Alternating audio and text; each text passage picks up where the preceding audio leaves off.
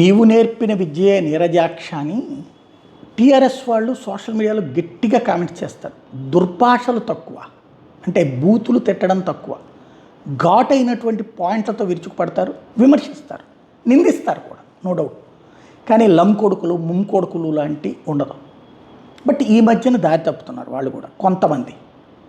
అయితే TRS alias బీఆర్ఎస్కు ఉన్నటువంటి సోషల్ మీడియాని కేటీఆర్ ప్రోత్సహిస్తున్నాడు కూడా, అతన్ని దెబ్బకొట్టడానికి రివర్స్లో కొంతమంది యూట్యూబర్లను ప్రోత్సహించింది, డిజిటల్ ప్లాట్ఫామ్ ప్రోత్సహించింది రేవంత్ రెడ్డి కాంగ్రెస్ తరఫున. ఆ తర్వాత వాళ్ళలో కొంతమందికి కొన్ని రకాలైనటువంటి ఫేవర్లు కూడా చేసి పెట్టింది రేవంత్ రెడ్డి. ఇప్పుడు తాను ఏ విధంగా వాళ్ళని అబ్యూజ్ చేయించారు, ఇప్పుడు అదే అబ్యూజ్మెంట్ తనని తన కుటుంబాన్ని వేటాడుతోంది.